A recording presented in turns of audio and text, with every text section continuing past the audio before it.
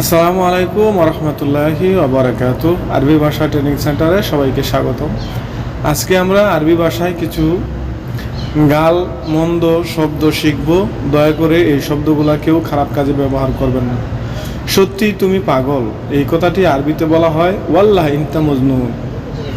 কুকুর, কুকুরকে আরবিতে বলা হয় কালব। এই কুকুর শব্দ বলে গালাগাল দেওয়া হয় কাউকে। বিশেষ করে কেউ যদি রেগে যায় আপনার প্রতি, আপনাকে কি বলতে পারে? কালব। যখন এটা বলে তখন আপনি বুঝতে পারবেন যে কুকুর বলেছে। কুকুরের বাচ্চা।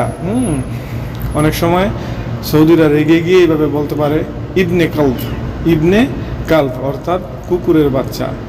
আপনারা কখনোই সৌদিদেরকে এইভাবে বলবেন না, তাহলে রেগে যাবে। তারপর হচ্ছে জানোয়ার। জানোয়ার অর্থ হচ্ছে, আরবি অর্থ হচ্ছে হাইওয়ান। যদি আপনাদেরকে এইভাবে বলা হয় যে হাইওয়ান, তাহলে বুঝতে হবে জানোয়ার বলেছে।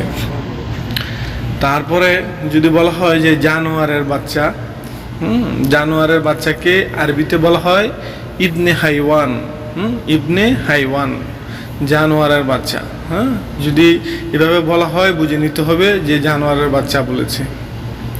দুশ্চরিত্রা কিংবা নির্লজ্জ, একে বলা হয় গাওয়াত।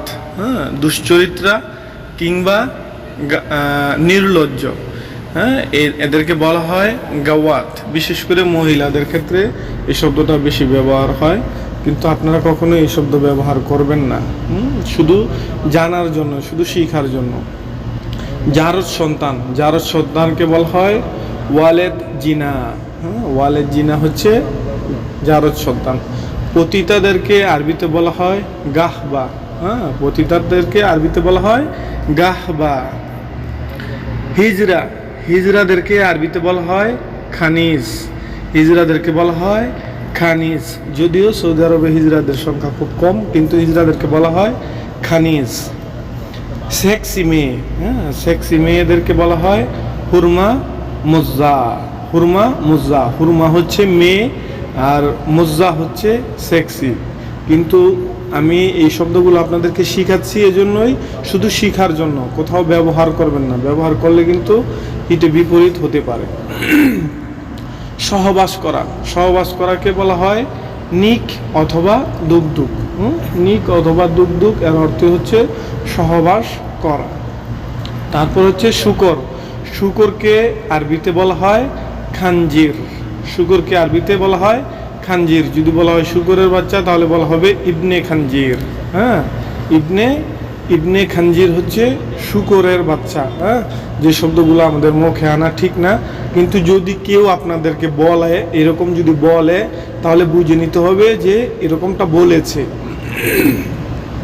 মনে রাখবেন। তারপর হচ্ছে গাদা, গাদাকে আরবিতে বলা হয় হুমার অথবা হিমার। যেটা আঞ্চলিক ভাষা সেটা হবে হিমার, সাধারণ ভাষা যেটা এটা হচ্ছে হুমার। গাদার বাচ্চা, যদি গাদার বাচ্চা বলা হয় তাহলে বলা হবে কি ইবনে হুমার অথবা ইবনে হিমার, যে কোনো একটা বললেই হবে। পুরুষ লিঙ্গ, পুরুষ লিঙ্গর আরবি হচ্ছে জুব্বি। জুব্বি হচ্ছে পুরুষ লিঙ্গ। পুরুষ লিঙ্গকে আরবিতে বলা হয় জুব্বি। স্ত্রীলিঙ্গ, স্ত্রীলিঙ্গকে আরবিতে বলা হয় কুস। স্ত্রীলিঙ্গকে আরবিতে বলা হয় কুস, মনে রাখবেন। তারপর হচ্ছে স্ত্রীলিঙ্গকে আরবিতে যে আপনারা কুস বলবেন, এটাই এখানেই জানা শেষ, আর কিন্তু ব্যবহার করবেন না।